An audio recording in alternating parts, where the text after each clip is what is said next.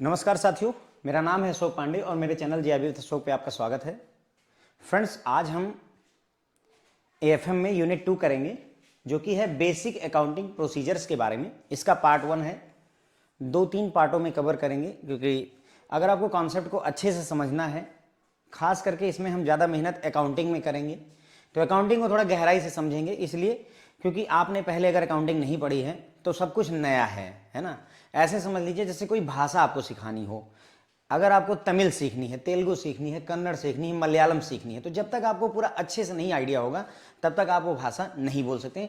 ठीक उसी तरीके से ये कहीं ना कहीं एक लैंग्वेज है। अकाउंटिंग एक भाषा है, एक लैंग्वेज है, और जब तक भाषा के बारे में आपको बेसिक से पता नहीं होगा तब तक आप उसको सॉल्व नहीं कर सकते। यही एक वजह है कि अकाउंटिंग में आप ज़्यादा अच्छे मार्क्स स्कोर नहीं कर पाते हैं। तो थोड़ा सा बाकी जगहों पर मैं शॉर्टकट करूंगा, हम बहुत समराइज फॉर्म में पढ़ेंगे, लेकिन अकाउंटिंग जो मॉड्यूल ए पर्टिकुलरली अगर देखें उसमें भी शुरू के 5-6 चैप्टर जो अकाउंटिंग से रिलेटेड एकदम प्योर अकाउंटिंग जो है उसमें थोड़ा सा डिटेल में चर्चा करना उचित रहेगा मेरे हिसाब से।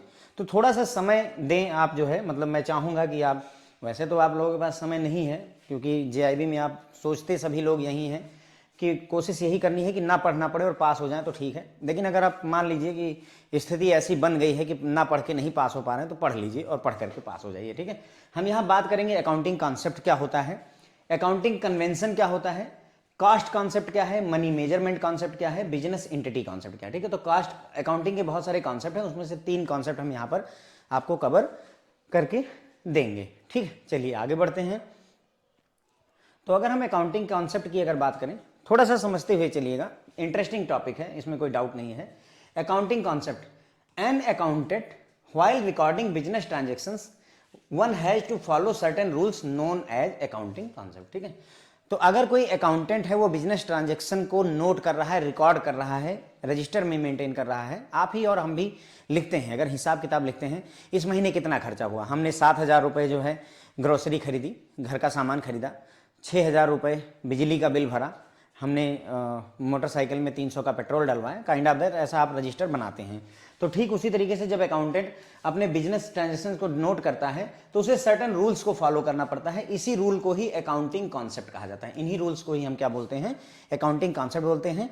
ये जो रूल्स होते हैं ये आधारित होते हैं कारण पर, लॉजिक पर और एविडेंस पर, सबूतों पर, ठीक है। क्या कारण है, क्या तर्क है और क्या सबूत है, क्या एविडेंस है, उसके आधार पर ये कॉन्सेप्ट जो है बेस्ड होते हैं, ठीक है। यानी यूं ही नहीं इनको हमने कॉन्सेप्ट मान लिया है, कहने मतलब यह है कि यूं ही नहीं मेरा मन किया तो मैंने कॉन्सेप्ट बना दिया, नहीं। There is a reason behind things, ठीक है। लॉजिक है कॉन्सेप्ट के पीछे। 9 तरीके के कॉन्सेप्ट है जिन्हें हमें डिस्कस करना है। Cost concept, money measurement concept, business entity concept, realisation concept, dual aspect concept, historical record concept, going concern concept, matching concept और अकाउंटिंग पीरियड कॉन्सेप्ट। हर एक के बारे में हमें डिटेल में चर्चा करनी। मैंने यहाँ पर बस आपको समराइज कर दिया कि हमें कुल मिला के कॉन्सेप्ट कितने पढ़ने हैं, ठीक है। तो हमने अकाउंटिंग कॉन्सेप्ट थोड़ा सा समझा। अकाउंटिंग कॉन्सेप्ट क्या होता है, वो रूल जिन्हें फॉलो करके हम अकाउंटिंग की बुक को मेंटेन करते हैं, अकाउंट की बिजनेस की ट्रांजेक्शन को नोट डाउन करते हैं, दैट इज अकाउंटिंग। अब अकाउंटिंग कन्वेंशन क्या होता है भाई, अकाउंटिंग कन्वेंशन, कॉन्सेप्ट तो ठीक है, अकाउंटिंग कॉन्सेप्ट ठीक हो गया। अकाउंटिंग कन्वेंशन, देखो जो चीज कॉन्सेप्ट से ना पल्ले पड़े, जो चीज कॉन्सेप्ट से ना पल्ले पड़े, जो रूल्स रेगुलेशन के हिसाब से ना फिट बैठे, उसके बावजूद भी अगर तुमको उसे अकाउंट में रखना है तो उसके लिए अकाउंटिंग कन्वेंशन लेकर आया गया है। कुछ समझ में आई मेरी बात, ठीक है। देखिए, accounting conventions are guideline used to help companies determine how to record certain business transaction that have not yet been fully addressed by the accounting standards, ठीक है। तो अकाउंटिंग कन्वेंशन क्या बताता है, उन बिजनेस ट्रांजैक्शंस को हम कैसे रिकॉर्ड करें, उन बिजनेस ट्रांजैक्शन को हम कैसे रिकॉर्ड करें जिनके लिए अकाउंटिंग स्टैंडर्ड में अभी पूरी तरह से एड्रेस ही नहीं हुए, अकाउंटिंग ट्रांजैक्शन में इनके बारे में बात ही नहीं हो पाई, यानी उनके लिए अकाउंटिंग स्टैंडर्ड बन ही नहीं पाया है। तो अगर अकाउंटिंग स्टैंडर्ड नहीं बन पाया उसके बावजूद भी उन ट्रांजैक्शन को इंक्लूड करना है, सो दैट प्लेस पर आपका अकाउंटिंग कन्वेंशन आ जाता है, ठीक है। दूसरा, मैकमिलन बुक के हिसाब से लैंग्वेज देखिए, accounting convention denote customs and traditions that has been accepted as a guide for the preparation of the accounting standard। तो मैकमिलन बुक में लिखा है कि अकाउंटिंग कन्वेंशन उन कस्टम्स को, उन ट्रेडिशंस को डिनोट करता है जिन्हें एक्सेप्ट कर लिया गया है गाइड के तौर पर जब भी हम accounting standard, accounting rules regulation बनाते हैं, ठीक है। एक उदाहरण देता हूं अकाउंटिंग कन्वेंशन का। आप अपने फादर को फादर कहते हैं, ठीक है, आप पापा कहते होंगे, पिताजी कहते होंगे, बाबूजी कहते होंगे, जो भी कहते होंगे, क्यों कहते हैं? मैं आपसे पूछता हूं सर, आप क्यों कहते हैं? आप अपने अपने जिन्होंने आपको जन्म दिया उनको पापा क्यों कहते हैं? मुझे जवाब दीजिए इस बात का। नहीं दे सकते, क्यों? क्योंकि ये कन्वेंशन है सर, चला आ रहा है। हमारे पिताजी ने अपने पिताजी को पिताजी कहा, हम अपने पिताजी को पिताजी कह रहे हैं, हमारा बेटा हमको पिताजी कहेगा। That is a convention. Convention चला आ रहा है। अब ये बात ध्यान रखिएगा, अकाउंटिंग में हर चीज हम जरूरी नहीं है कि तर्क पर उतार ही पाएं, ये भी ध्यान दीजिएगा। आगे चल करके ऐसा होगा कि कहीं कुछ होगा, कहीं कुछ होगा। जैसे इंग्लिश में देखिए, मैंने लिखा है, क्या लिखा है? RAM। इसको भी राम पढ़ते हैं और इसको भी राम पढ़ते हैं, RAMA, इसको भी राम पढ़ते हैं। क्यों?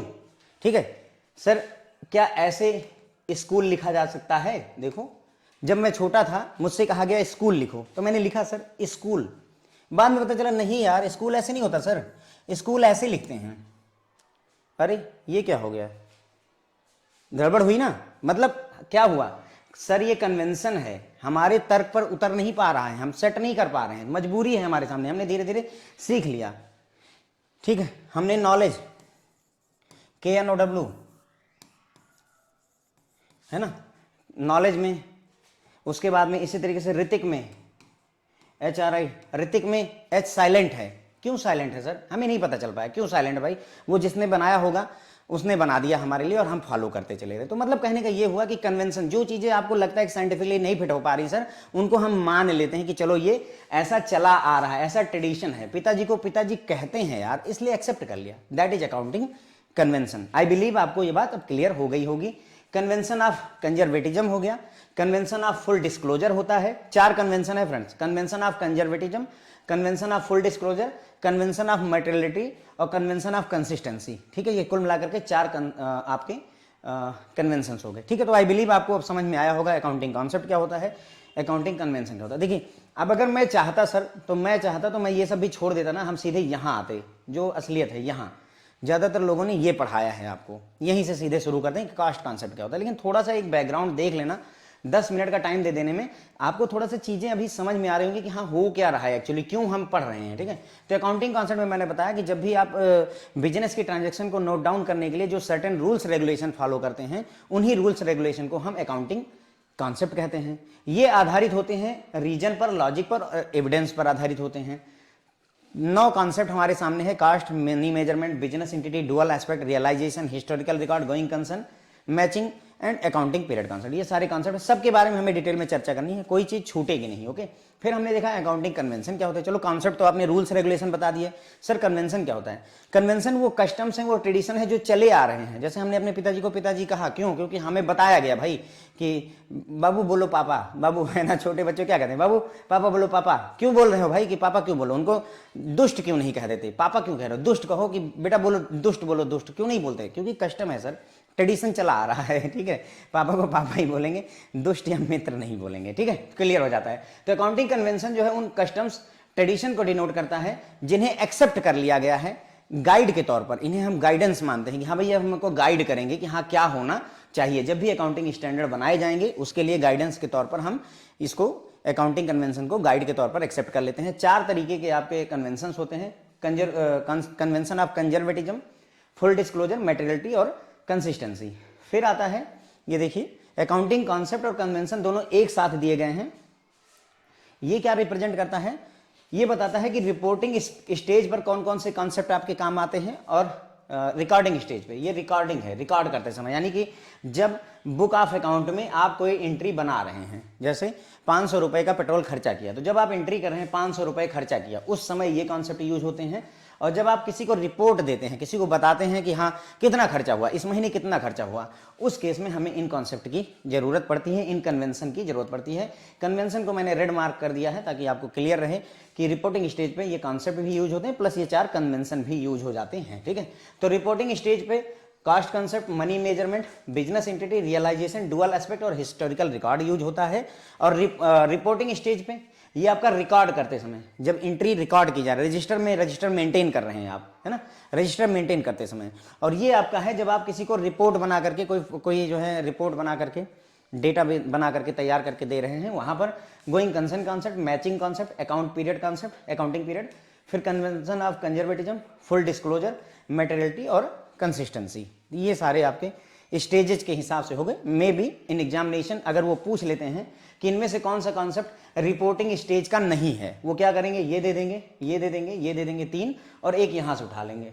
ठीक है, ये 4 ऑप्शन आपके सामने दिया हुआ है। इनमें से कौन सा अकाउंटिंग कॉन्सेप्ट रिपोर्टिंग स्टेज पर नहीं आता है, तो रिपोर्टिंग स्टेज पर बिजनेस एंटिटी कॉन्सेप्ट नहीं आता है। थोड़ा सा ध्यान रखना पड़ेगा, ऐसे एमसीक्यू डिजाइन करता है आईआईबीएफ। जहां पर आपको कंफ्यूजन होगी आईआईबीएफ इज देयर, आईआईबीएफ तुरंत वहां खड़ा होगा और आपको लिए क्वेश्चन लेकर के आ जाएगा। ठीक है, कॉन्सेप्ट ऑफ अकाउंटेंसी की अगर हम बात करें, concept of accountancy, accountancy refer to the systematic knowledge of accounting. ठीक है, देखो अकाउंटेंसी अकाउंटिंग दो शब्द हो रहे हैं, ध्यान दीजिए।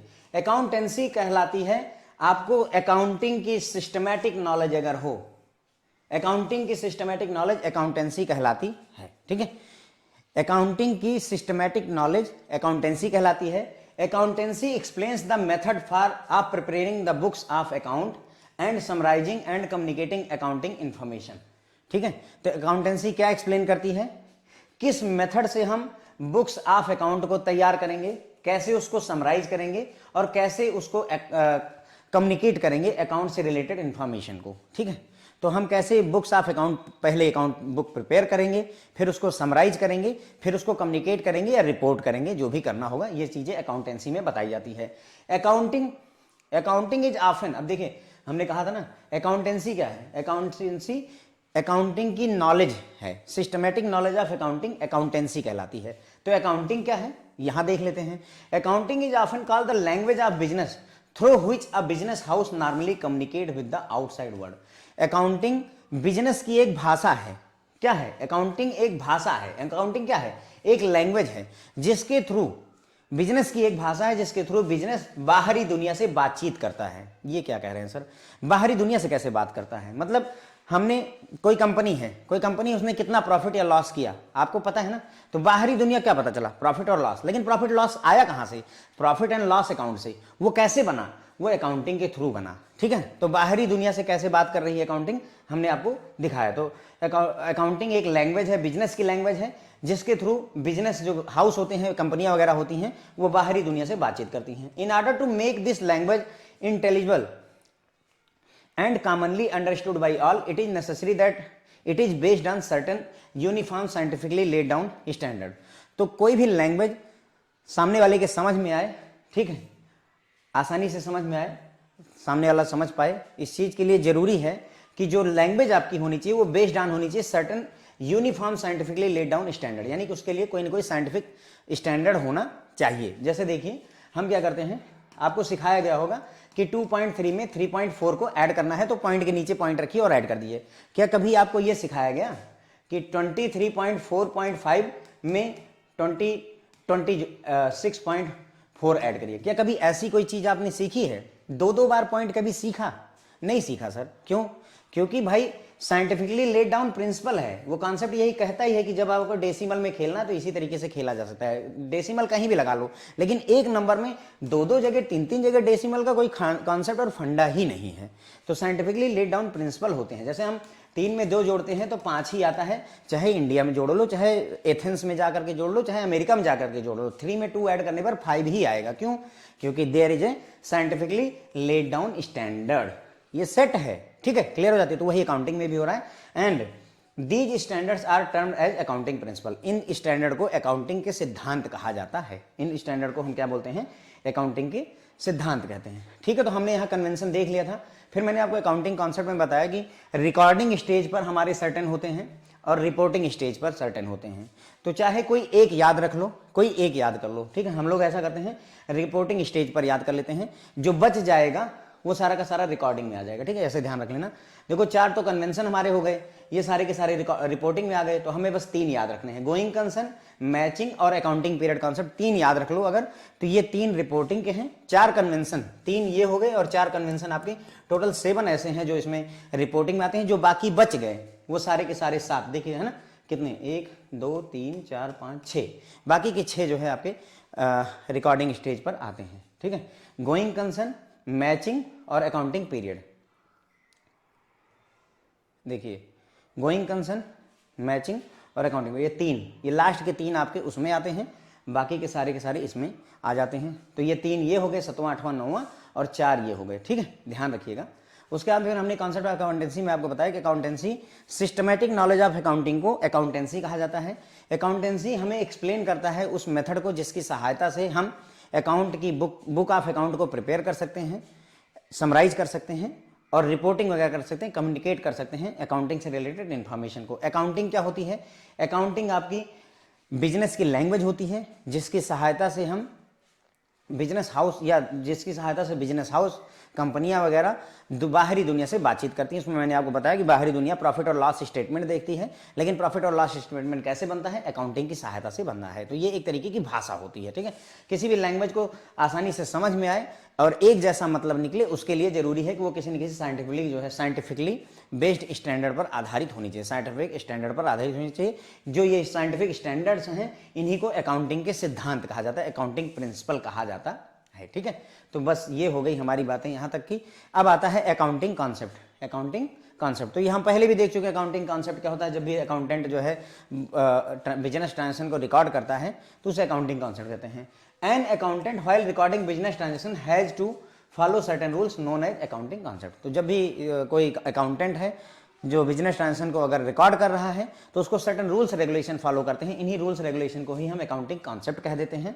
Accounting concept primarily refer to the basic rules, assumptions and principle to be followed while recording business transaction and maintaining books of account। तो अकाउंटिंग कॉन्सेप्ट किसको रेफर करते हैं?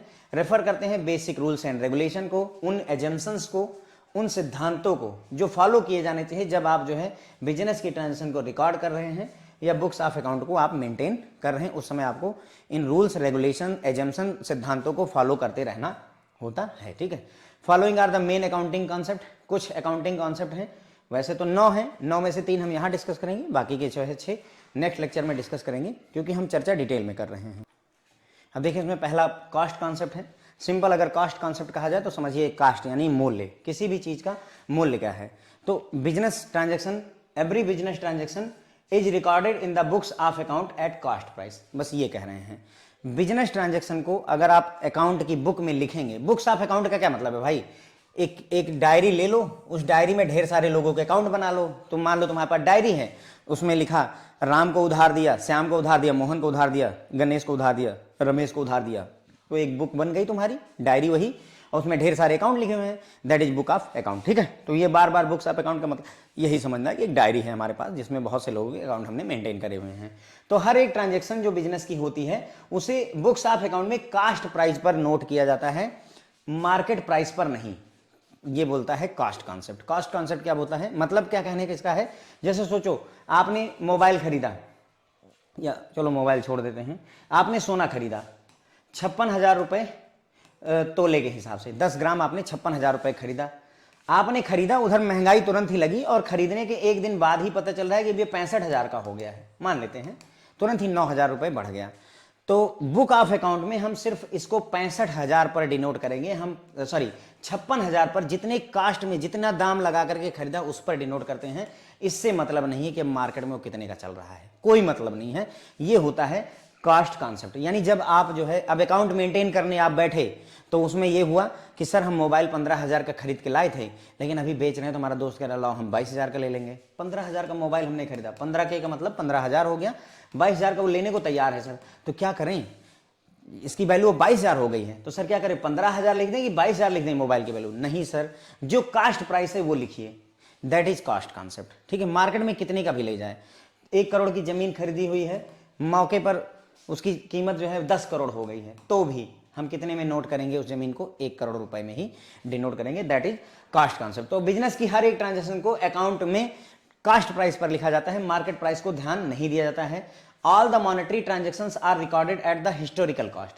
जितनी भी मॉनेटरी ट्रांजेक्शंस होती हैं उनको रिकॉर्ड किया जाता है उनकी हिस्टोरिकल कॉस्ट। हिस्टोरिकल मतलब जब हमने खरीदा था कितने की थी, जब हमने खरीदा था, जैसे हमने जब ये मान लो ये टीवी खरीदी थी तब वो 1.5 लाख की थी, ठीक है, और अभी मान लो यही टीवी हम खरीदने जाते हैं तो 3 लाख रुपए की पड़ रही है, तो हमारे लिए तो मुद्दा 1.5 लाख रुपए ही है, तो हिस्टोरिकल कॉस्ट पर ही लिखते हैं। यहाँ पर इन्होंने एग्जाम्पल वगैरह दिया हुआ है, the machinery is recorded in the books by that amount which is paid to the supplier plus the expenses of the bringing and installing the machinery which are necessary to put it in working order। तो बोल रहे हैं कि अगर मान लो machinery, कोई machine आपने खरीदी तो उसको बुक ऑफ अकाउंट में लिखना है। तो मशीन कितने की खरीदी, मैं मान लेता हूं आपने इसको 50,000 रुपए का खरीदा, प्लस उस मशीन को लाने में, है ना, उसको लाने में आपके खर्चे हो गए, ब्रिंगिंग में आपके खर्चे हो गए, मान लेते हैं 5,000 रुपए, और प्लस उसको इंस्टॉल करवाने के लिए आपने इंजीनियर को बुलाया तो उस पर 2,000 रुपए खर्चा हो गए।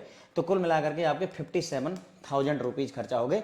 तो मशीन का जो प्राइस लिखा जाएगा वो 50,000 ना लिख करके 57,000 रुपए लिखा जाएगा। ये बात ध्यान रखिएगा। मशीन को यूज करने से पहले जितने भी खर्चे लगते हैं फ्रेंड्स, वो सारे के सारे खर्चे आपके किस में आएंगे, मशीन के प्राइस में ही जोड़ दिए जाते हैं। और ये सारे के सारे आपके कैपिटल एक्सपेंडिचर होते हैं। क्या होते हैं? Capital expenditure. अब सर सवाल ये है कि कैपिटल एक्सपेंडिचर क्या होता है? कैपिटल एक्सपेंडिचर होते हैं, करंट एक्सपेंडिचर होते हैं। तो दोनों में फर्क क्या होता है? देखो, ऐसा खर्चा जिस खर्चे की वजह से कोई एसेट बन जाए कैपिटल एक्सपेंडिचर कहलाता है, और ऐसा खर्चा जो खर्च हो जाए वो करंट एक्सपेंडिचर होता है। क्या मतलब है? सर आप गए दुकान पे 10 रुपए का आपने गोलगप्पा खा लिया, खर्च तो कर दिया आपने, लेकिन वो 10 रुपए का कुछ बना नहीं, स्वाद आया, पेट भरा, काम खत्म हुआ, तो ये आपका करंट खर्चा है। आपने मोबाइल में रिचार्ज करवा लिया, करंट एक्सपेंस है आपका, बराबर है। आपने एसी सर्विस करवा ली, आपने पेट्रोल डाला, खर्चा कर दिया। ये सारी चीजों से कुछ बन नहीं रहा है, सिर्फ खर्च हो रहा है। ओम भूर्भुवः स्वाहा हो रहा है। पैसे अगर स्वाहा हो रहे हैं तुरंत के तुरंत या उसी फाइनेंशियल ईयर में, तो उसे करंट खर्चा कहेंगे, ऐसे समझ लीजिएगा। और अगर जैसे हमने मोबाइल खरीद लिया, तो क्या मोबाइल लिया तुरंत खत्म हो गया? नहीं सर, अब लेंगे तो 1 आध साल तो पक्का चलाएंगे, तो ये आपका एसेट बन गया। आपने फ्रिज खरीद लिया, ये आपका करंट, ये आपका कैपिटल एक्सपेंडिचर है, खर्चा है, लेकिन ये आपका कैपिटल पूंजी बन गई आपकी। देखिए फ्रिज आपका चलेगा 4-6 साल चलेगा। आपने घर बनवा लिया, खर्चा तो किया लेकिन घर खरीद लिया, अब क्या है? ये भी आपका कैपिटल है, ठीक है। तो जिनसे कोई चीज बन जाए जो आगे यूज हो सके, तो उसे आप मान लीजिएगा कि वो आपका कैपिटल एक्सपेंडिचर है। और जो तुरंत स्वाहा हो जाए उसको नहीं। जैसे पेट्रोल डलवा लिया, खत्म, है ना। इंटरनेट का रिचार्ज करवा दिया, खत्म, है ना।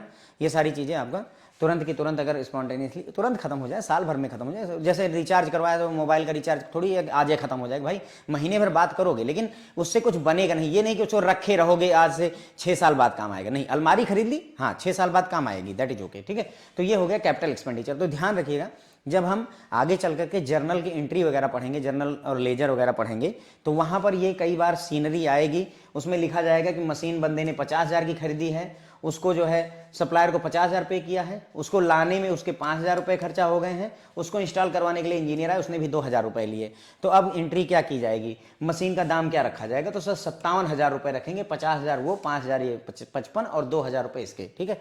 तो ये सारे खर्चे जोड़ करके हम इकट्ठा करते हैं। ये कहां से आ रहा है? ये आपके कॉस्ट कॉन्सेप्ट से आ रहा है। अब एप्लीकेशन देखते हैं कॉस्ट कॉन्सेप्ट का।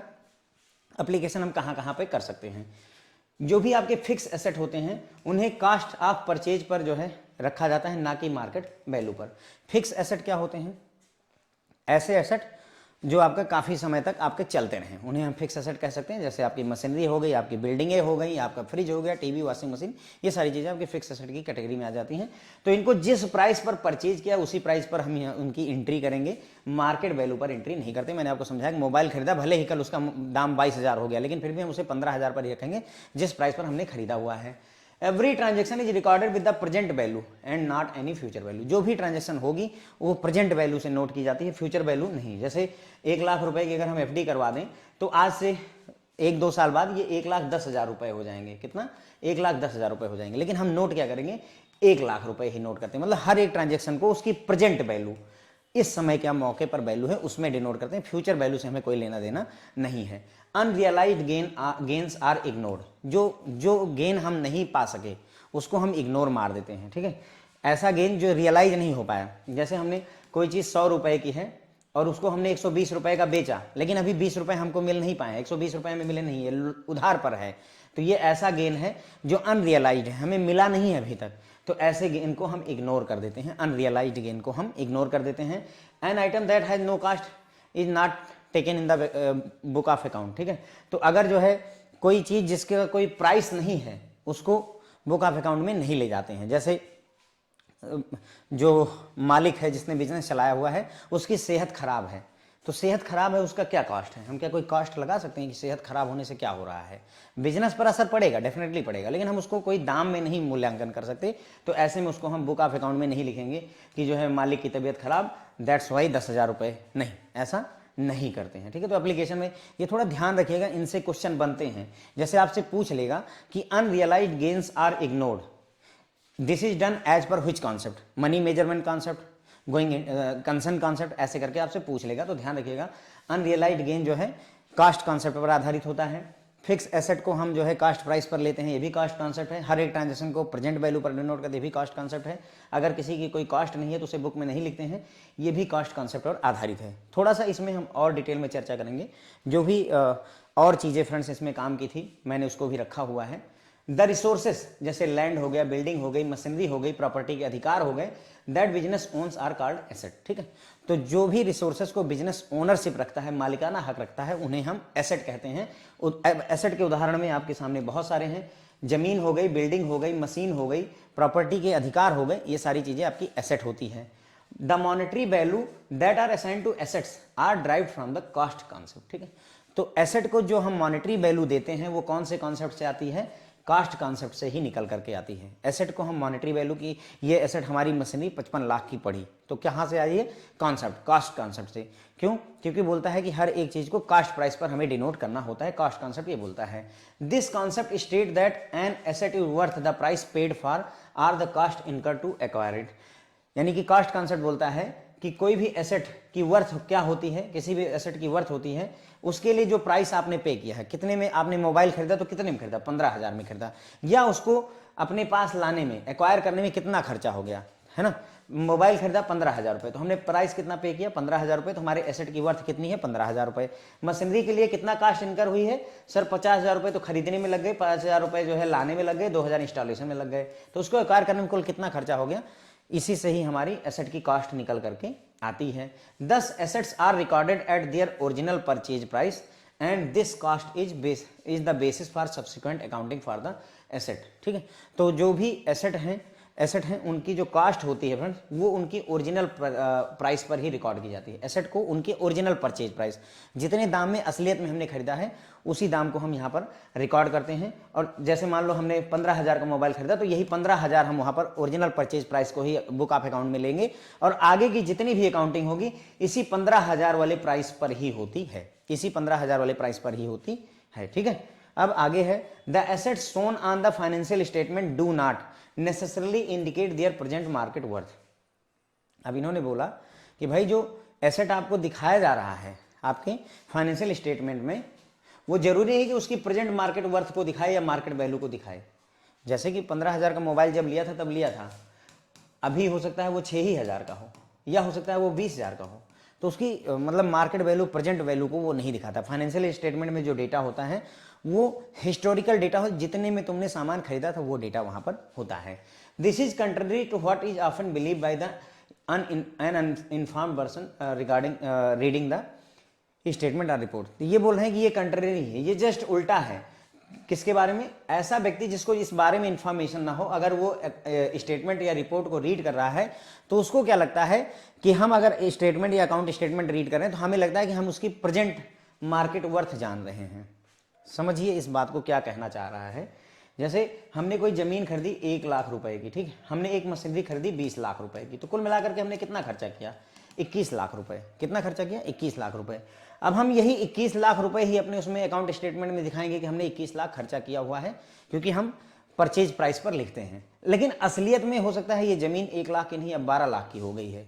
ये असलियत में 12 लाख की है और मशीनरी का दाम घट करके 15 हो गया है, तो अब ये 27 लाख रुपए का है। एक्चुअली 21 से 27 हो चुका है, लेकिन सामने वाले को बस यही पता है कि 21 लाख रुपए का है, लेकिन उसको लगता है, ऐसा व्यक्ति जिसने अकाउंट को पढ़ा नहीं है, समझा नहीं, उसको यही लगता है कि ये जो 21 लाख रुपए यही उसकी असली वैल्यू है, मार्केट में करंट वैल्यू यही चल रही है। ऐसा नहीं है, मार्केट वैल्यू नहीं है, ये बुक वैल्यू होती है। ये क्या होती है? Book value. वहीं से ही the term book value is use for amount shown in the accounting record. इसीलिए अकाउंटिंग रिकॉर्ड में जो वैल्यू दिखाई जाती है उसे बुक वैल्यू कहा जाता है, मार्केट वैल्यू नहीं कहते। मार्केट वैल्यू नहीं है, ये बुक वैल्यू है, मतलब बुक में कितने रुपए पर वो एसेट लिखा गया उसको ये रिप्रेजेंट करता है। In case of certain assets the accounting value and market value में बी सिमिलर। अब ऐसा भी है, कुछ एसेट ऐसे होते हैं जिनकी मार्केट वैल्यू और प्रेजेंट वैल्यू या अकाउंटिंग वैल्यू या हिस्टोरिकल वैल्यू सेम होती है। ठीक है, यानी कि उनकी कौन सी वैल्यू? अकाउंटिंग वैल्यू और मार्केट वैल्यू दोनों सिमिलर होती है। जैसे cash is obvious example. Cash का क्या है? आज 100 रुपए तुम्हारे पास है, 100 का नोट आज भी 100 रुपए का है, आज रखे रहो, 10 साल बाद भी 100 ही रुपए का है। ठीक है, तो ये इस केस में यानी कि कैश के केस में हमारा ये दोनों का दोनों सेम का सेम होता है।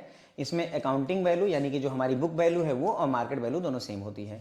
इन जनरल अगर देखा जाए, the longer an asset has been owned by the company the lesser are the chances that the accounting value will correspond to the market value. ये बोल रहे हैं कि जितनी ज्यादा देर तक आप एसेट को होल्ड करके रखेंगे उतना ही ज्यादा उसकी मार्केट वैल्यू और अकाउंटिंग वैल्यू में डिफरेंस जो है पैदा होता चला जाएगा, डिफरेंस होता चला जाएगा। यानी कहने मतलब हो सकता है आपने अभी मोबाइल 15,000 का खरीदा, तो हो सकता है कि अगले 1 साल तक ये 15,000 का ही रहे, लेकिन अगर ये 4 बरस बीत चुके हैं तो हो सकता है ये मोबाइल या तो अब 20,000 रुपए का हो गया होगा या तो 10,000 का हो गया होगा। जैसे जैसे समय बीतता जाएगा वैसे वैसे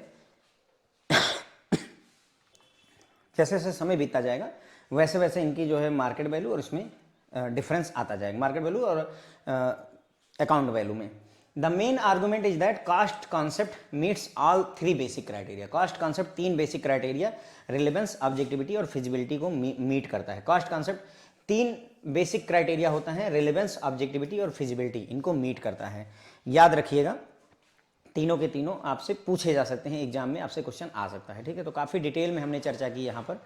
ठीक है, तो मैंने आपको देखिए कास्ट कॉन्सेप्ट में आपको समझाया कि हर एक बिजनेस ट्रांजैक्शन को बुक ऑफ अकाउंट में हम कास्ट प्राइस पर डिनोट करते हैं, ना कि मार्केट प्राइस। मार्केट प्राइस चाहे जो भी हो, जितने में खरीदा है उतने में ही लिखते हैं। तो all the transaction are recorded at historical cost, जो भी जिस कास्ट यानी जब हमने खरीदा था कितने में खरीदा तो उसी पर ही हम डिनोट करते हैं। मशीनरी के केस में मैंने आपको बताया कि जब आपने मशीन खरीदी है तो खरीदने का प्राइस, उसको सप्लायर से ले करके आने का प्राइस और उसको इंस्टॉल करवाने का प्राइस सारा जोड़ करके तब मशीन का दाम हम डिसाइड करते हैं। एप्लीकेशन में हमने देखा कास्ट कॉन्सेप्ट का, तो फिक्स एसेट को हम हमेशा कास्ट प्राइस पर रखते हैं, यानी कि जिस कास्ट में परचेज किया वो दाम लिखते हैं।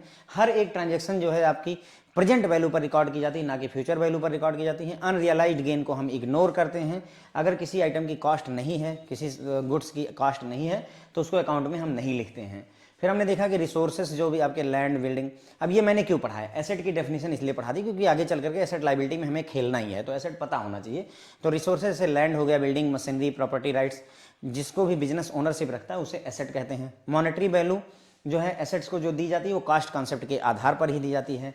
कास्ट कॉन्सेप्ट कहता है कि एसेट जो है, एसेट की वर्थ जितना उसको खरीदने के लिए तुम्हें प्राइस देना पड़ा है वो, या तो उसको एक्वायर करने में जितना तुम्हें खर्चा लगा है वो, दोनों में से कोई एक उसकी एसेट की वर्थ होती है। जो एसेट हैं उनकी ओरिजिनल परचेज प्राइस पर डिनोट किए जाते हैं। एसेट को रिकॉर्ड किस पर किया जाता है, ओरिजिनल परचेज प्राइस पर हम रिकॉर्ड करते हैं।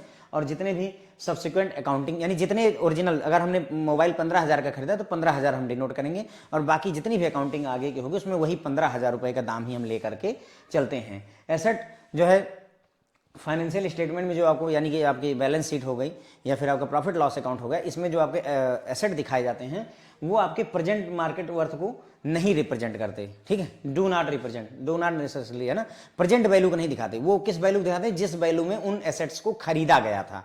ओके, जबकि आम जनता को यह लगता है रिपोर्ट पढ़ते समय कि हम इस समय प्रेजेंट वैल्यू इसकी जान रहे हैं, लेकिन ऐसा नहीं, आप प्रेजेंट वैल्यू नहीं जान रहे, आप उसका हिस्टोरिकल प्राइस दे रहे हैं। इसीलिए टर्म यूज करता है कि भैया इसकी बुक वैल्यू कितनी है, हमारे मशीन की बुक वैल्यू कितनी है। इसका मतलब अभी क्या वैल्यू हमें मतलब नहीं, हमने कब खरीदा था, 10 साल पहले, 10 साल पहले क्या वैल्यू थी, that is book value. Okay, तो बुक वैल्यू आपको बताता है अमाउंट जो कि अकाउंटिंग रिकॉर्ड में शो की जाती है। अब कुछ ऐसे एसेट होते हैं जिनकी अकाउंटिंग वैल्यू और मार्केट वैल्यू यानी कि कास्ट प्राइस और मार्केट प्राइस दोनों सेम होते हैं। जैसे कैश उसका एक एग्जांपल है। तो कैश, अब ये पूछा जा सकता है कि ऐसा एसेट जिसकी अकाउंटिंग वैल्यू और मार्केट वैल्यू दोनों सिमिलर होती हैं, तो कैश उसका एग्जांपल है। यहां से एमसीक्यू बन सकते हैं फ्रेंड्स आपके लिए, आपको फंसाने के लिए। That's why I have taken this all. ये सारी चीजें इसीलिए रखें कि यहां से एमसीक्यू बन सकते हैं। जितना ज्यादा लंबे समय तक आप एसेट को ओन करके रखते हैं उतना ही ज़्यादा चांसेस हैं कि उसकी जो अकाउंटिंग वैल्यू है वो मार्केट वैल्यू से मैच ना करे। समय के साथ वो बदलती जाती है। जैसे अभी मोबाइल 15,000 का आज खरीदा है तो 2-4-10 दिन, 1 महीने तक हो सकता है उसका दाम सेम रहे, 1 साल बाद, 2 साल बाद, 3 साल बाद उसका दाम बदलता चला जाएगा। ठीक है, फिर हमने देखा कि जो कास्ट कॉन्सेप्ट है वो 3 बेसिक क्राइटेरिया को फुलफिल करता है। 3 बेसिक क्राइटेरिया कौन सा है, रिलेवेंस होना चाहिए, ऑब्जेक्टिविटी होनी चाहिए और फिजिबिलिटी होनी चाहिए। ये तीनों टर्म जरा सा याद रखिएगा, मे बी कि आपको क्वेश्चन इनकाउंटर हो जाए। ठीक है, फिर आता है आपका मनी मेजरमेंट कॉन्सेप्ट। ठीक है, मनी, ये दूसरा कॉन्सेप्ट है फ्रेंड, मनी मेजरमेंट कॉन्सेप्ट। तो every transaction that is recorded in the books of account must be in terms of money. तो ये बोल रहे हैं कि जो भी ट्रांजैक्शन हम जो है अपनी बुक ऑफ अकाउंट में डिनोट करेंगे वो मनी के टर्म करेंगे। किसमें, मनी के टर्म में करेंगे। पहला था हमारा कास्ट कॉन्सेप्ट। कास्ट कॉन्सेप्ट क्या कहता है कि हर एक ट्रांजैक्शन को हम कास्ट प्राइस पर डिनोट करते हैं।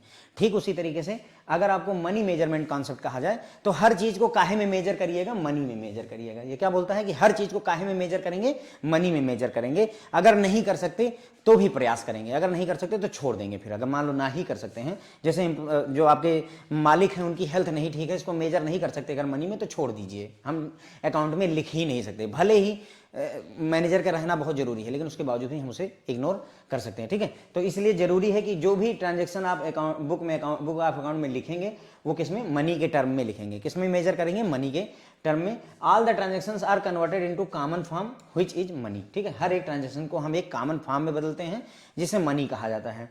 पहले बार्टर सिस्टम चलता था, मैं आपको 4 किलो गेहूं दूंगा, आप ऐसा करना मुझे 100 ग्राम घी दे देना। अदला बदली का कॉन्सेप्ट चलता था, मैं आपको 4 बकरियां दूंगा, आप मुझे 1 गाय दे देना। इस तरीके का कॉन्सेप्ट चलता था। लेकिन फिर बाद में ये कहानी खत्म हुई और बीच में एक मीडिएटर आया जिसे मनी कहा गया। तो इस सभी ट्रांजैक्शन को किसमें कन्वर्ट कर लिया जाता है, मनी के रूप में कन्वर्ट कर लिया जाता है। जैसे क्वार्टरली प्रोडक्शन कितना हुआ, कितने का हुआ सर, 50 लाख का हुआ है। कितने का, 50 लाख। सेल्स कितने की हुई सर, 10 लाख रुपए की हुई है। कितनी सैलरी बांटी सर, 20,000 रुपए सैलरी बांटी।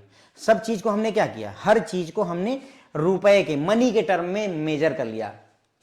ठीक है, यहां अब क्वार्टरली प्रोडक्शन में हमने क्या कहा सर, 50 लाख की हुई है। हो सकता है यहां पर 5 लाख यूनिटें बनी हो, लेकिन हमें यूनिट से नहीं, हम अकाउंटिंग के टर्म में पैसे की बात करें तो हमारे लिए रुपया मायने रखता है। क्या मायने रखता है, रुपया मायने रखता है। ठीक है, तो इन सबको हम किसमें, मनी के टर्म में कन्वर्ट कर लेंगे। In accounting only those facts are expressible in terms of money are recorded. ध्यान रखिएगा, अकाउंटिंग में केवल उन्हीं फैक्ट को आप रिकॉर्ड कर सकते हैं जो मनी के टर्म में एक्सप्रेस किए जा सकते हैं। जिन्हें मॉनेटरी टर्म में आप एक्सप्रेस कर सकते हैं उन्हीं टर्म को हम लिखेंगे, बाकी को छोड़ देते हैं। अभी यहां पर हम आपको एग्जांपल भी देंगे इस चीज का कि कौन सी चीजें छोड़ दी जाती हैं। अब देखिए, while money is probably the only practical common dominator, है ना, denominator and yardstick, we must realise that this concept has two severe limitation. तो मतलब ये बोल रहे हैं कि हर चीज को हमें किसमें बदलना है, मनी में। तो मनी एक बेहतर पैमाना है, हर चीज को नापने के लिए मनी एक बहुत बढ़िया पैमाना है, इसमें कोई दिक्कत नहीं है मनी मेजरमेंट कॉन्सेप्ट के हिसाब से। लेकिन फिर भी मनी मेजरमेंट कॉन्सेप्ट 2 लिमिटेशन से गुजरता है। पहला लिमिटेशन क्या है, पहला, there are several facts that do vital for the business are not recorded in the books of account because they are not expressible in the money term. बोल रहे हैं कि बहुत सारे ऐसे फैक्ट आएंगे, बहुत सारी ऐसी घटनाएं आएंगी बिजनेस में जो बिजनेस के लिए बहुत महत्वपूर्ण है, बहुत इंपॉर्टेंट है, लेकिन चूंकि हम उनको मनी के टर्म में एक्सप्रेस नहीं कर सकते, इसलिए बुक ऑफ अकाउंट में हम उसको लिख ही नहीं सकते। उदाहरण दिया गया है कि हेल्थ ऑफ मैनेजिंग डायरेक्टर, एक कंपनी है जिसका मैनेजिंग डायरेक्टर की तबीयत खराब है। ठीक है, अब उसका रहना बहुत जरूरी है क्योंकि वो की कंट्रीब्यूटर है। जब तक वो एमडी थे तब तक बैंक या जो भी संस्था है बहुत आगे जा रही थी, तो वो की कंट्रीब्यूटर थे success of the business, business की सफलता के लिए। जब तक वो जिंदा थे उन्होंने बहुत अच्छा काम किया, लेकिन अभी उनकी तबीयत बहुत ज्यादा खराब है और उनकी मान लो डेथ हो गई है, तो उसका क्या प्रभाव बिजनेस पर पड़ रहा है, हम उसको मनी के टर्म में नहीं मेजर कर सकते, है ना। एमडी की हेल्थ को हम मनी के टर्म में मेजर नहीं कर सकते, तो ऐसे में इसको बुक ऑफ अकाउंट में नहीं लिखेंगे। जबकि उस बंदे का रहना बहुत जरूरी था, ही कंपनी की सक्सेस में की कंट्रीब्यूटर था वो बंदा। कितना बड़ा फर्क है, एक आदमी के रहने और ना रहने से कितना फर्क पड़ता है, आपने देखा ही होगा। जब तक, है ना, बहुत सारे ऐसे बिजनेसेस हैं जिसमें व्यक्ति के छोड़ जाने के बाद में वो बिजनेस डूब गए, बचे ही नहीं, है ना। तो इंपॉर्टेंस होती है, लेकिन हम उसको बुक ऑफ अकाउंट में नहीं लिख सकते क्योंकि उसे मनी के टर्म में हम एक्सप्रेस नहीं कर सकते। यूनियन ने स्ट्राइक कर दी, मान लीजिए एम्प्लॉय ने स्ट्राइक मार दी है, स्ट्राइक कर दी है, जिसकी वजह से पूरी फैक्ट्री बंद है, प्रोडक्शन बंद है, लेकिन हम उसको क्या लिखेंगे, स्ट्राइक की वजह से। स्ट्राइक की वजह से नुकसान भी हो रहा है, पर डे प्रोडक्शन बंद है, हमारा सेल बंद है, हर चीज बंद है, लेकिन हम स्ट्राइक को बुक ऑफ अकाउंट में नहीं लिख सकते सर, नहीं लिख सकते। क्यों, क्योंकि उसको हम मनी के टर्म में मेजर कर ही नहीं सकते, तो ऐसे में हम नहीं लिखते हैं। ठीक है, the use of money implies that rupee today is, दूसरा लिमिटेशन क्या है, the use of money implies that rupee today is equal to rupees 10 year back और 10 ईयर लेटर। बोल रहे हैं कि हम मनी का जब यूज करते हैं तो हम ये मानकर चलते हैं कि जितना रुपए की वैल्यू जितनी आज है उतनी 10 साल पहले थी, उतनी 10 साल बाद होगी। मैंने आपसे क्या कहा, 100 रुपए का नोट है, आप इसको ले जाइए दबा दीजिए बगीचे में, ठीक है, मोदी जी अगर बंद ना कर दें ठीक है, तो आज से 10-15 साल बाद खोदिए और फिर उसको खर्चा करिए, फिर भी वो 100 ही रुपए का रहेगा। ठीक है, तो लेकिन ये एक प्रॉब्लम है। ये कैसे प्रॉब्लम है सर, 100 रुपए तो 100 रुपए ही हैं, हम ये मानकर चलते हैं, लेकिन ऐसा नहीं है। मनी की भी परचेजिंग पावर होती है। सोचिए, मनी की परचेजिंग पावर, ये क्या कॉन्सेप्ट है, in account money is expressed in terms of value at the time an event is recorded. Account में क्या होता है, मनी को एक्सप्रेस किया जाता है किसमें, जब इवेंट रिकॉर्ड की गई है उस समय जो वैल्यू है उसके हिसाब से डिनोट किया जाता है। ये वही बोल रहे हैं कि जैसे मान लो तुमने मोबाइल कितने खरीदा, 15,000 का, तो 15,000 रुपए का जो खरीदा है उसी समय जो वैल्यू है 15,000 रुपए वही डिनोट करते हैं। अकाउंट में यही कॉन्सेप्ट चलता है। लेकिन subsequent change in the purchasing power of the money do not affect this amount. मतलब परचेजिंग पावर में जो चेंज हो रहा है वो इस अमाउंट को प्रभावित नहीं करती। इसका क्या मतलब है, इसका मतलब ये है, एक एग्जांपल से परचेजिंग पावर का मतलब समझेंगे। सोचो आपके फादर, चलिए फादर हो सकता है, फादर जब छोटे रहे हों तो 100 रुपए में 1 तोला सोना आता था। कभी आप उनसे पूछेंगे, अपने फादर के फादर से पूछे तो वो बताएंगे हो सकता है कि 30 रुपए में 1 तोला सोना आया करता था। देर वाजे जमाना, जमाना बोलते हैं कि एक जमाना था 30 रुपए का 1 तोला सोना आता था। कितना, 1 तोला। आज कितने का आता है सर, 65,000 रुपए का 1 तोला आता है। क्या पैसे की खरीदने की पावर वही रही? जो चीज तुम 30 रुपए की खरीद सकते थे एक जमाने में, आज उसी चीज को खरीदने में 65,000 रुपए लग रहे हैं। और इसी हिसाब से मैं चलूं तो ये कोई बड़ी बात नहीं है कि हमारे बच्चे जब तक बड़े होंगे हो सकता है हम 1 तोला 1.5 लाख रुपए का खरीदें, 1.5 लाख रुपए का।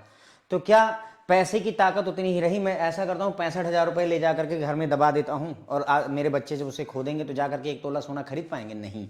तो मैं पैसे की परचेजिंग पावर सर घटती रहती है, परचेजिंग पावर घटती जाती है, ज़्यादातर घटती है क्योंकि महंगाई बढ़ेगी, ऑब्वियसली महंगाई बढ़ती जाती है और पैसे की पावर घटती जाती है। तो ये एक प्रॉब्लम ये भी है कि हम ये मानकर चलते हैं कि रुपए की जो वैल्यू आज है वही भविष्य में भी रहेगी, वह पहले भी थी। ये भी एक इनकी लिमिटेशन है।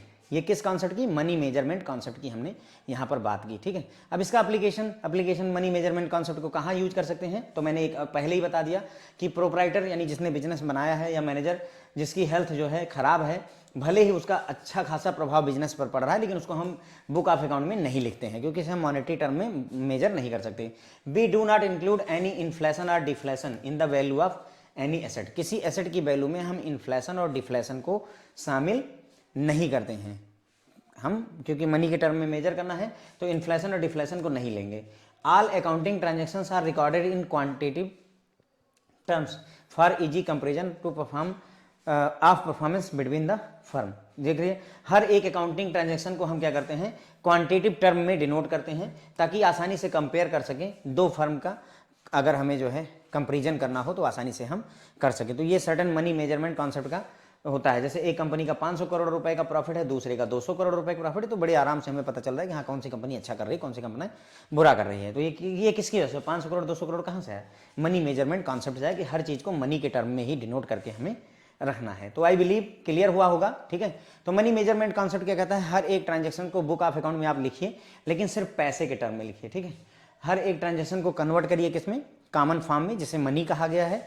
क्वार्टरली प्रोडक्शन कितने रुपए का हुआ है, सेल्स कितने रुपए की हुई है, वेजेस कितने रुपए पे किए गए, ये सारी चीजों को मनी में कन्वर्ट करिए, वहां लिखिए। अकाउंटिंग में केवल उन्हीं फैक्ट्स को हम लिखते हैं जो मनी के टर्म में रिकॉर्ड किए सकते हैं। अगर मनी के टर्म में रिकॉर्ड नहीं किए सकते तो उनको हम नोट डाउन नहीं करते हैं।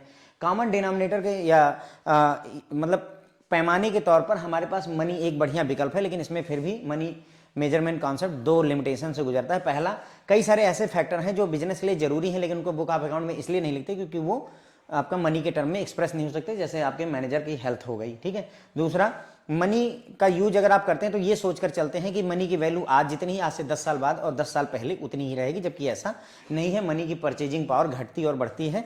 मैंने एक एग्जांपल आपको सोने का दिया कि सोना बाप दादा के ज़माने में कैसा था और आज के ज़माने में कैसा, आगे के ज़माने में कैसा होगा, ठीक है। फिर इसमें हमने एप्लीकेशन देखा तो हेल्थ, प्रोपराइटर की हेल्थ या मैनेजर की हेल्थ बिजनेस को बहुत अच्छे तरीके से प्रभावित कर रही है, लेकिन उसका इफेक्ट जो है हम अपने बिजनेस पर नहीं लिखते हैं। जब भी हम बिजनेस की कोई एंट्री करते हैं उसमें इन्फ्लेशन डिफ्लेशन को शामिल नहीं करते। किसमें? एसेट के प्राइस में हम इन्फ्लेशन, महंगाई और सस्ताई, इन दोनों को नहीं लेते हैं। एक तरीके से सस्ताई नहीं कहते, डिफ्लेशन कहते हैं, ठीक है। ऑल अकॉर्डिंग जितनी भी अकाउंटिंग ट्रांजेक्शन्स होते हैं उनको क्वांटिटेटिव मेजरमेंट में रखा जाता है, क्वांटिटेटिव टर्म में लिखा जाता है, पैसे के रूप में लिखा जाता है ताकि हम आसानी से कंपेयर कर सकें। फिर आता है फ्रेंड्स ये तीसरा कॉन्सेप्ट, बिजनेस एंटिटी कॉन्सेप्ट होता है, ठीक है। बिजनेस एंटिटी कॉन्सेप्ट, और ये इस लेक्चर का लास्ट कॉन्सेप्ट है। इसके बाद अगले लेक्चर में हम बाकी के कॉन्सेप्ट करेंगे क्योंकि ये कॉन्सेप्ट थोड़े बड़े हैं। बाकी सब में थोड़ा जल्दी जल्दी हो जाएगा, ये थोड़े बड़े थे, सब में डिटेल्स थी तो थोड़ा समय लग गया। This concept business entity concept, business entity, देखो हमने क्या पढ़ा, कॉस्ट कॉन्सेप्ट। कास्ट कॉन्सेप्ट क्या बताता है, मतलब एक थीम दिमाग में होनी चाहिए, इसीलिए रिवाइज करवा रहा हूं। कास्ट कॉन्सेप्ट ये कहता है कि हर एक बिजनेस ट्रांजैक्शन को कास्ट प्राइस पर लिखा जाता है। फिर हमने देखा money measurement concept. Money measurement concept क्या कहता है, मनी मेजरमेंट कॉन्सेप्ट कहता है कि हर एक बिजनेस ट्रांजैक्शन को मनी के रूप में कन्वर्ट करिए और फिर उसको लिखिए। मनी में अगर कन्वर्ट कर सकते हो तो लिखो, नहीं तो बिजनेस ट्रांजैक्शन मानी ही नहीं जाएगी। ठीक है, तो ये हो गया। तीसरा बिजनेस एंटिटी कॉन्सेप्ट क्या कहता है, बिजनेस एक एंटिटी है, एक अलग इकाई है, उसका मालिक से कोई लेना देना नहीं है, ये कहता है business entity concept. This concept separate the proprietor from the business. ध्यान दीजिए, प्रोप्राइटर कौन होता है, देखिए जो भी जब कोई एक व्यक्ति बिजनेस खोलता है उसे फर्म कहते हैं, फर्म आप रजिस्टर करवाते हैं तो उसका जो ओनर होता है उसे प्रोप्राइटर कहा जाता है, प्रोप्राइटर। ठीक है, प्रोप्राइटरशिप फर्म होती हैं तो प्रोप्राइटर उसे मालिक को कहते हैं। ठीक है, तो मालिक जो है बिजनेस से अलग होता है, बिजनेस एंटिटी कॉन्सेप्ट यही कहता है। This concept separate the proprietor from the business. Business अलग है, मालिक अलग है। ठीक है, कानून ऐसा नहीं मानता, लॉ की नजरों में दोनों एक ही हैं, लेकिन अकाउंट की भाषा में ध्यान रखिएगा, अकाउंट ये मानता है कि बिजनेस अलग है और बंदा अलग है। इसीलिए देखिए, ध्यान दीजिए, अब आपको क्या लगता है, जैसे मान लीजिए बहुत सारे लोग ही परचून की दुकान होती है, परचून की दुकान में क्या होता है, दिन भर में मान लो 400 रुपए की बिक्री हुई, फिर वो दुकानदार क्या करता है, शाम को 200 रुपए लिया और ले गया सब्जी खरीद लाया। ठीक है, लेकिन सब्जी तुम खरीद लाए, ठीक किया आपने, लेकिन अगर अकाउंट मेंटेन हो रहा है इस दुकानदार का, इस दुकानदार ने अगर अकाउंट मेंटेन करा है तो ये 200 रुपए का खर्चा बिजनेस के लिए बोझ है, बिजनेस का खर्चा है, ध्यान देंगे इस बात को, ये बिजनेस के लिए बोझ है एक तरीके का। ओके, मतलब समझने की बात है कि मतलब बिजनेस इसको ये 200 रुपए ऐसे जाने नहीं देगा, जबकि अगर देखो तो मालिक के ही तो 400 रुपए हैं, दुकानदार के ही तो 400 है, 200 रुपए ले गया, उसका पैसा है यार, ले जाने दो। नहीं नहीं नहीं, बिजनेस मना करता है, भाई हमारा पैसा है, ले जाओगे, जिम्मेदारी बनेगी तुम्हारी। ठीक है, मैं तुम्हें दे रहा हूं, बिजनेसमैन को दे रहा हूं, ऐसा बोलता है बिजनेस। ये होता है इसका बिजनेस एंटिटी का कॉन्सेप्ट। ठीक है, तो ये क्या करता है, प्रोप्राइटर को बिजनेस से अलग करता है। In accounting we make distinction between the business and the owner. Accounting में हम बिजनेस और ओनर के बीच में डिफरेंस खड़ा कर देते हैं, दोनों को अलग अलग एंटिटी मानते हैं। All the records are kept with the view point of the business rather than from the owner. ध्यान दीजिएगा, जितनी भी रिकॉर्ड, जितनी भी ट्रांजेक्शन आप मेंटेन करेंगे वो बिजनेस के पॉइंट ऑफ व्यू से मेंटेन करेंगे, मालिक के पॉइंट ऑफ व्यू से मेंटेन नहीं करते हैं। इसीलिए जो भी कैपिटल, जो पूंजी जो है ओनर के द्वारा दी जाती है वो लाइबिलिटी होती है। कैपिटल लाइबिलिटी कैसे हो गई सर, पूंजी लगाया सर, वो लाइबिलिटी, जिम्मेदारी, हमें तो लगा एसेट है भाई, पूंजी डाली, 10 लाख रुपए डाल दिए तो मैंने अपना एक एसेट क्रिएट कर लिया कैश का। नहीं सर, पूंजी लाइबिलिटी है किसके लिए, बिजनेस के लिए। किसके लिए, बिजनेस के लिए। कैसे होगा, देखो मान लो एक दुकान, मतलब मैं हूं, मैंने एक अपना बिजनेस खोला, उस बिजनेस में मैंने 10 लाख रुपए लगाए। क्या किया, मैंने 10 लाख रुपए लगाए, मैं हूं ओनर। ठीक है, ये रहा मेरा बिजनेस। ठीक है, मैं ओनर हूं, मेरा ये बिजनेस है, मैंने, ओनर ने 10 लाख रुपए बिजनेस में लगाए, तो बिजनेस ये मानकर चलता है कि मालिक ने 10 लाख रुपए दिए हैं, भले ही मालिक ने दिए हैं, मालिक कहां से लाया है, हो सकता है कहीं और से लाया हो, उसने खुद कमाए हो, अलग बात है, लेकिन बिजनेस ये मानकर चलता है कि सर ये 10 लाख रुपए इसने मुझे दिए हैं, ये मुझसे वापस मांग सकता है, मुझसे लौटाने के लिए कह सकता है, और मैं मना नहीं कर पाऊंगी क्योंकि मैं बिजनेस हूं, मालिक नहीं। तो 10 लाख रुपए मेरे सर पर बोझ है, जिम्मेदारी है, लाइबिलिटी है। किसके सर पर बोझ है सर, बिजनेस के सर पर बोझ है, बिजनेसमैन के सर पर नहीं, ओनर नहीं, बिजनेस ही मानकर चलता है कि तुमने हमको 10 लाख रुपए दिए हैं, इसलिए ये मेरी जिम्मेदारी है, मेरी लाइबिलिटी, मुझे तुम्हें लौटाना पड़ेगा। इसीलिए कैपिटल, पूंजी को हम लाइबिलिटी मानते हैं बिजनेस के पॉइंट ऑफ व्यू से, बिकॉज बिजनेस के लिए, बिजनेस एक आर्टिफिशियल पर्सन होता है और ये ओनर से अलग होता है। कोई कंपनी हो तो उसे आर्टिफिशियल पर्सन माना जाता है और वो मतलब ओनर से अलग होता है। समझ में आया, कैपिटल, पूंजी क्यों जो है लाइबिलिटी बन जाती है। पूंजी लाइबिलिटी है बिजनेस के पॉइंट ऑफ व्यू से, ध्यान देंगे, मालिक अलग रखिए, बिजनेस अलग रखिए। इसीलिए बिजनेस एंटिटी कॉन्सेप्ट आपको सिखाया जा रहा है। अब ये कॉन्सेप्ट क्यों सीख रहे हो, क्योंकि कल को जब ट्रांजैक्शन होगी तो तुम्हें जैसे ही पूंजी लगाएगा, वो बिजनेसमैन ने 10 लाख 4 लाख डाले, तुरंत ही तुम्हारा माथा ठनकेगा कि बिजनेस एंटिटी कॉन्सेप्ट कहता है कि जो पूंजी है वो बिजनेस के लिए लाइबिलिटी है। क्यों लाइबिलिटी है, क्योंकि ये इसे लौटाना पड़ सकता है, बोझा है, that's why we have to return it. ठीक है, एप्लीकेशन देखते हैं, अभी आपको और थोड़ा बहुत समझ में आएगा और नई चीज सीखेंगे आप। पहले तो ये हमने सीखा कि पूंजी जो होती है, कैपिटल जो होती है, वो हमारा क्या होता है फ्रेंड, हमारा लाइबिलिटी होती है। दूसरा ये देखिए, any money withdrawn by the proprietor is treated separately as drawing. ये नया टर्म है, मे बी अगर आपने अकाउंटिंग नहीं सीखी पढ़ी है तो इस टर्म से आप वाकिफ नहीं होंगे, थोड़ा सा वाकिफ हो लीजिए अच्छे से, बहुत यूज होगा टर्म, मतलब भर का यूज होगा ये ड्राइंग, ठीक है।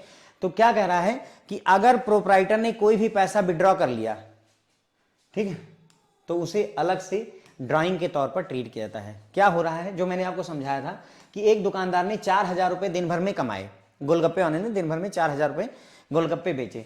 उसने क्या किया, उसमें से 1,000 रुपये निकाल लिए पर्सनल यूज के लिए, पर्सनल यूज के लिए उसने निकाल लिए। अब देखो ऐसे समझो, कमाया उसने है उसी का पैसा, 1,000 रुपये लेकर चला गया, लेकिन बिजनेस ये मानकर नहीं चलता। बिजनेस बोलता है कि 4,000 रुपये ये मेरा प्रॉफिट था, उसमें से तुमने 1,000 रुपये ले लिए हैं, तो ये जो तुमने 1,000 रुपये निकाला है इसको हम ड्राइंग मानेंगे। क्या बोलेंगे फ्रेंड्स, ड्राइंग मानेंगे। क्या मानेंगे, ड्राइंग मानेंगे, ठीक है। अच्छा, अगर 4,000 रुपये थे, मान लो बंदे के पास 4,000 रुपये दिन भर में कमाया था और उसने 1,000 रुपये निकाले, लेकिन उसने कहा कि मैं इसके गोलगप्पे खरीद कर लाऊंगा, फॉर एग्जाम्पल। अब अगर गोलगप्पे वाला गोलगप्पे खरीदने के लिए 1,000 रुपये निकाल रहा है, इसका मतलब उसने ऑफिस यूज के लिए निकाला है। किसके लिए, ऑफिस यूज के लिए, वो पर्सनल यूज नहीं है। तो पर्सनल यूज को ही ड्राइंग माना जाता है, ठीक है। Any money withdrawn by the proprietor is treated as drawing, लेकिन पर्सनल यूज वाला ही माना जाएगा। अगर उसने ऑफिशियल यूज के लिए लिया हुआ है तो उसे ड्राइंग नहीं मानते हैं। ये भी बात हम यहाँ पर डिस्टिंक्शन ध्यान रखेंगे, ठीक है। तो अगर कोई पर्सनल, जैसे कंपनी है, ठीक है, उसमें से 5 लाख रुपए तुमने निकाल लिया, प्रोप्राइटर ने, कंपनी के मालिक ने 5 लाख रुपए निकाल लिया, तो बिजनेस इसे क्या ट्रीट करेगा, ये एक ड्राइंग है। क्या माना जाएगा इसे, ड्राइंग। और ड्राइंग की एक सेपरेट एंटिटी की, मतलब एंट्री की जाती है। प्रॉफिट लाइबिलिटी होती है और लॉस एसेट होता है।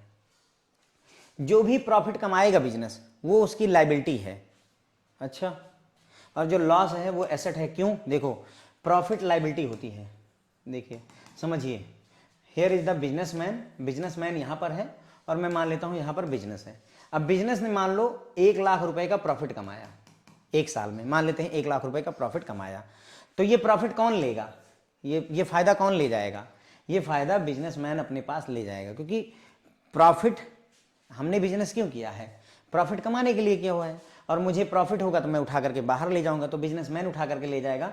तो एक तरीके से क्या हुआ, बिजनेस को ये 1 लाख रुपए देने पड़ गए, यानी 1 लाख रुपए उस पर सर पे बोझा बैठा हुआ था सर। तो जो भी प्रॉफिट होता है वो बिजनेस के पॉइंट ऑफ व्यू से जिम्मेदारी होती है, जबकि होना उल्टा चाहिए। देखो समझो अगर बात को, प्रॉफिट एसेट होना चाहिए मेरे हिसाब से। क्यों, क्योंकि भाई हमने कमाया 1 लाख रुपए, मैंने कमा लिया, मेरा एसेट बन गया। मुझे लगता है ना कि हाँ हमने 10 लाख रुपए कमा लिए सर, इस बार 10 लाख का प्रॉफिट है, तो हमारा एसेट बन गया। तो हमें ये लगेगा कि हमने तो 10 लाख रुपए सर कमा लिए, तो बहुत बढ़िया फायदा हुआ है, हमारा एसेट बन गया। नहीं, एसेट नहीं है सर। बिजनेस के लिए 10 लाख रुपए उसको चुकाने पड़ेंगे, ओनर को चुकाने पड़ेंगे। अगर उसको पैसे चुकाने पड़ेंगे तो वो उसकी लाइबिलिटी हो गई, और जो लॉस होता है, उसको जो घाटा होगा वो उसके लिए एसेट होता है। बिजनेस के लिए जो उसका नुकसान है वो उसके लिए एसेट का काम करता है, क्योंकि लॉस को क्या करेगा, वो अपने मालिक से कहेगा भरो भैया। अगर इस बिजनेस में सोचो प्रॉफिट हुआ तो मालिक ले गया, लेकिन अगर इस बिजनेस में मान लो 5 लाख रुपए का लॉस हो गया, 5 लाख रुपए का नुकसान हो गया, तो बिजनेस कैसे चलेगा। अब मुझे, मेरे पास जितने पैसे थे उसमें से जो कुछ भी था उसमें सब नुकसान हो गए, 5 लाख रुपए का ओवरऑल मुझे नुकसान हुआ। मैंने 10 लाख रुपए लगाए थे, है ना, और घूम टहल के मेरे पास 5 लाख बचे, बाकी 5 लाख नुकसान हो गया। तो भाई 5 लाख का नुकसान हो गया है अगर, तो उसकी भरपाई कौन करेगा, मालिक करेगा। मालिक से करवाएंगे भाई हम, इसीलिए हम इसको एसेट मानते हैं। बिजनेस एसेट मानेगा कि भैया तुम लाओ भरो इसको, हमारा एसेट बनाओ, पैसे दो मुझे, क्योंकि लॉस हो गया है। और प्रॉफिट हुआ तो तुम तुरंत लेकर भागो मुझसे, मेरी जिम्मेदारी है कि मैं तुम्हें दूंगा प्रॉफिट को, ठीक है। तो profit is an liability and loss is an asset, याद रखिएगा, इसीलिए रेड में हाईलाइटेड है। Financial performance of entity is ascertained by recording the business revenues and expenses. तो बिजनेस एंटिटी कॉन्सेप्ट ये कहता है कि किसी एंटिटी का फाइनेंशियल परफॉर्मेंस अगर आपको चेक करना है तो उसके लिए जितने भी कमाई हो रही, जितने भी खर्चे हो रहे हैं, उनको रिकॉर्ड करिए और फिर कैलकुलेशन कर लीजिए, हो जाएगा काम, है ना। Useful at the time of liquidation for determining pay out of various stake holder. Business entity concept ये कहता है कि अगर आपने बिजनेस को और बिजनेस एंटिटी को, यानी कि बिजनेस को और बिजनेसमैन को अगर अलग रखा हुआ है, तो जब कंपनी लिक्विडेट होगी, बिकेगी, दिवालिया होगी, सारा चीज बेचा जाएगा, तो उस समय किस स्टेक होल्डर को कितने पैसे देने उसको डिटरमाइन करने में भी आसानी रहे, क्योंकि बिजनेस अलग है, बिजनेसमैन अलग है, ठीक है। ये हो गया बिजनेस एंटिटी कॉन्सेप्ट, ठीक है। फिर थोड़ी बहुत और बातें कर लेते हैं, बाकी ये आपका लगभग ऑलमोस्ट ओवर है। An enterprise is an economic unit separate and apart from the owner or owners. Enterprise या जो इंटरप्राइज या बिजनेस होता है वो एक सेपरेट इकोनॉमिक यूनिट होती है, ये ओनर और ओनर्स से अलग होती है, ठीक है। As such transaction of the business and those of the owners are accounted for and reported separately. तो ऐसे में वो ट्रांजेक्शन जो बिजनेस की होती हैं और जो ओनर की होती हैं उन्हें अलग अकाउंट किया था और अलग अलग उनको रिपोर्ट किया जाता है, सेपरेटली रिकॉर्डिंग की जाती है। Is recording a transaction in recording a transaction the important question is how does it affect the business. जब भी आप जो है बिजनेस की कोई ट्रांजेक्शन अगर रिकॉर्ड कर रहे हैं तो अपने आप से एक सवाल पूछिए कि ये जो है मतलब ये जो ट्रांजेक्शन है हमारे बिजनेस को कितना प्रभावित करने वाली है। जैसे if the owner of shop were to take cash from the cash box for meeting certain personal expenditure, the account would show that cash has been reduced, है ना, even though it does not make any difference to the owner himself। तो यही उदाहरण इन्होंने दिया कि भाई अगर मान लो दुकान का ओनर है वो कैश बॉक्स से कुछ कैश निकाल लेता है अपने पर्सनल खर्चों के लिए, जैसे मैंने बताया कि दिन भर में 400 रुपए का गोलगप्पा बेचा और 200 रुपए उसने निकाल लिए, तो भाई बिजनेस क्या करेगा, ये कैश को रिड्यूस कर देगा कि भाई हमारा कैश जो है 200 रुपए से घट गया, जबकि ओनर के लिए कोई खास फर्क नहीं क्योंकि 400 रुपए उसी के हैं, 200 रुपए उसी ने निकाले हैं, ओनर के पॉइंट ऑफ व्यू से कोई दिक्कत नहीं है। लेकिन बिजनेस अपने कैश को 200 रुपए से घटा देगा कि आज हमारा कैश 200 रुपए घट गया, 200 रुपए की ड्राइंग हुई है। ड्राइंग क्या होती है मैंने आपको बताया था, ठीक है। Similarly if the owner puts cash into the business, अगर ओनर ला करके कैश डाल दे, मतलब दिन भर में 400 रुपए कमाए, उसने ला करके 600 रुपए और डाल दिए इसमें, तो 1000 रुपए हो गए खाते में, तो बैंक मतलब बिजनेस क्या करेगा 600 रुपए बढ़ा हुआ दिखाएगा, ठीक है। तो similarly if owner puts cash into the business he has claim against the business for the capital brought. तो ऐसे में जो 600 रुपए ये ले करके आया है ये क्या है, पूंजी है, कैपिटल है, और इस कैपिटल को चाहे तो मांग सकता है, ही हैज क्लेम, वो क्लेम कर सकता है कि भैया 600 रुपए हमको दो। जो भी पूंजी होती, मैंने आपको बताया था कि 10 लाख रुपए अगर उसने कैपिटल डाला है तो कैपिटल लायबिलिटी है, क्यों, क्योंकि बिजनेसमैन मांग सकता है कि हमने जो पैसा तुम में लगाया है, हे बिजनेस जो तुम पर पैसा इन्वेस्ट किया वो मुझे वापस करो, भले ही मेरा बिजनेस है। ऐसा चलता है भाई, ये कॉन्सेप्ट ऐसा है, ठीक है। This implies that owners personal and household expenses are obligation, जैसे खाने पर खर्चा, कपड़े पर खर्चा, घर पर खर्चा, एंटरटेनमेंट का खर्चा, कर्जे, mortgage will not appear in the books of account. ये सारी चीजें हम बुक्स ऑफ अकाउंट में नहीं लेंगे क्योंकि ये उसके पर्सनल खर्चे हैं। ओनर के पर्सनल खर्चों को हम बुक ऑफ अकाउंट में नहीं लेते हैं। कौन कौन से, खाने पे खर्चा कर दिया ओनर ने, हम नहीं लेंगे। कपड़े पर खर्चा, वो उसका पर्सनल खर्चा है, बिजनेस का नहीं है भाई। एंटरटेनमेंट पर, घर के लिए खर्चा, उसके कर्जे भी हम नहीं लेते क्योंकि हमारा कर्जा नहीं है।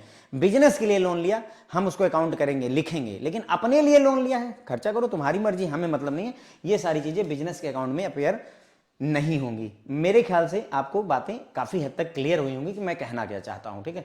तो बिजनेस एंटिटी कॉन्सेप्ट 2 मिनट का क्विक रिव्यू करेंगे। ये कॉन्सेप्ट बताता है कि प्रोप्राइटर अलग है, बिजनेस अलग है। प्रोप्राइटर कौन, मालिक अलग है, बिजनेस अलग होता है। बिजनेस और ओनर के बीच में हम डिस्टिंक्शन रखते हैं। सारे के सारे रिकॉर्ड जो है किस पॉइंट ऑफ व्यू से रखते हैं, हम बिजनेस के पॉइंट ऑफ व्यू से नोट करते हैं, हम ओनर के पॉइंट ऑफ व्यू से नोट नहीं करते। हमें ओनर से मतलब नहीं होता, ओनर के खाने पीने, कपड़े, घूमने टहलने हमें कोई लेना देना नहीं, हमें बिजनेस से मतलब है। बिजनेस 1 रुपया गया या 1 रुपया आया हम नोट करेंगे, लेकिन बाकी चीज़ों को हम नहीं नोट करते हैं। इसीलिए जो पूंजी लाई जाती है ओनर द्वारा वो बिजनेस के ऊपर लाइबिलिटी होती है, क्योंकि ओनर जो मालिक है वो पूंजी लेकर आया है तो अपनी पूंजी वापस मांग भी सकता है बिजनेस से, ऐसा नियम है, ओके। तो इसीलिए बिजनेस जो है आपका आर्टिफिशियल पर्सन होता है और डिफरेंट फ्रॉम ओनर होता है। ऐसे में ये कैपिटल ओनर लाइबिलिटी होती है। फिर हमने देखा मतलब जो पूंजी, जो पैसा डाला जाता है बिजनेस में, जो पैसा बिजनेस में डाला जाता है ओनर के द्वारा, उसे हम कैपिटल कहते हैं और ये बिजनेस की लाइबिलिटी होती है। उसी तरीके से अगर पर्सनल यूज के लिए कोई पैसा विड्रॉ किया जाता है बिजनेस से ओनर द्वारा तो उसे हम क्या बोलते हैं, ड्राइंग बोलते हैं। क्या बोलते हैं, ड्राइंग बोलते हैं। प्रॉफिट बिजनेस के लिए लाइबिलिटी है क्योंकि प्रॉफिट मालिक को देना पड़ेगा, और लॉस जो है एसेट होता है क्योंकि लॉस वसूलना पड़ेगा, हम वसूल लेंगे मालिक से कि भैया लगाओ पैसे, बिजनेस बर्बाद है, पैसे लगाओ। किसी कंपनी की फाइनेंशियल परफॉर्मेंस देखनी है तो उसके भाई रेवेन्यू और एक्सपेंसेस को जो है बिजनेस के तौर पर नोट डाउन करो और फिर आप परफॉर्मेंस देख सकते हैं। लिक्विडेशन अगर हो रही है कंपनी की तो उस समय जो है किस स्टेक होल्डर को कितना पैसा पे करना है उस चीज़ को हम पता कर सकते हैं money measurement business entity concept के तहत ही। फिर वही बात है यहाँ पर फिर से कही गई कि जो आपका बिजनेस होता है वो एक इकोनॉमिक यूनिट होता है, ओनर से सेपरेट होता है, ठीक है। बिजनेस की ट्रांजेक्शन को अलग रिपोर्ट करते हैं, ओनर की ट्रांजेक्शन को अलग रिपोर्ट करते हैं, ये भी हमने बताया। कोई भी ट्रांजेक्शन रिकॉर्ड करते समय अब सबसे जरूरी सवाल ये है कि पूछे कि क्या ये बिजनेस को प्रभावित करता है। अगर हाँ, जैसे ओनर ने 600 रुपए का कपड़ा खरीद लिया लेकिन बिजनेस से पैसे नहीं लिए, तो क्या बिजनेस को प्रभावित करेगा? नहीं प्रभावित करेगा, उसका पैसा उड़ाए, एंजॉय करे, हमें नहीं मतलब। लेकिन अगर 600 रुपए बिजनेस से निकाले, हमारे काउंटर से निकाल के ले गया 600 रुपए और फिर कपड़े खरीदे, अब ये हमको प्रभावित करने लगेगा। इसको हम नोट डाउन करेंगे। तो आपको यही पूछना होगा ट्रांजेक्शन में कि भैया क्या हमारे बिजनेस को प्रभावित कर रहा है? अगर जैसे उदाहरण दिया इन्होंने कि जो दुकानदार है वो क्या करे, कैश बॉक्स, दुकान का जो कैश बॉक्स है वहां से पैसे निकाल ले पर्सनल खर्चों के लिए, तो उसको बुक ऑफ अकाउंट में हम दिखाएंगे, खर्चे के तौर पर अपना कैश रिड्यूस कर देंगे। ठीक है, इवन दो ओनर के लिए कोई डिफरेंस नहीं, ओनर पर कोई फर्क नहीं पड़ रहा है क्योंकि उसी का पैसा है, एक तरह से देखोगे तो उसी का पैसा है। लेकिन बिजनेस एंटिटी कॉन्सेप्ट ये बोलता है कि नहीं, दोनों को अलग ट्रीट करना है। इसी तरीके से ओनर अगर पैसा डाल दे बिजनेस में तो उसे हम पूंजी बोलते हैं और पूंजी के अगेंस्ट में उसका क्लेम रहता है, कैपिटल के अगेंस्ट में उसका क्लेम रहता है। इसीलिए बिजनेस जो ओनर के पर्सनल और हाउस होल्ड एक्सपेंसेस और ऑब्लिगेशंस होते हैं, जैसे कपड़ों पर खर्चा, घर पर खर्चा, उसके कर्जे तक, ये सब चीजें हम बुक ऑफ अकाउंट में नहीं लेते क्योंकि वो उसका अपना है। बिजनेस के लिए जो कुछ भी करेगा वो सारी चीजें हम डिनोट करेंगे। हमने कर्जा बिजनेस के लिए लिया है, हम नोट करेंगे। हमने एक मोबाइल खरीदा, उसके पर्सनल यूज के लिए उसने लिया, हमारे मतलब का नहीं, हम एंट्री नहीं करेंगे। लेकिन उसने मोबाइल खरीदा है बिजनेस के यूज के लिए कि अब इस मोबाइल से हम जो ऑफिस में फोन कॉल्स वगैरह आएंगे उसको अटेंड करेंगे। इसको जरूर से जरूर हम फ्रेंड्स रिकॉर्ड करते हैं, किसमें, बुक ऑफ अकाउंट में रिकॉर्ड करेंगे। ठीक है, तो होप है फ्रेंड्स आपको समझ में आया होगा। लाइक शेयर सब्सक्राइब जो भी आपको समझ में आए करिए। Thank you so much friends.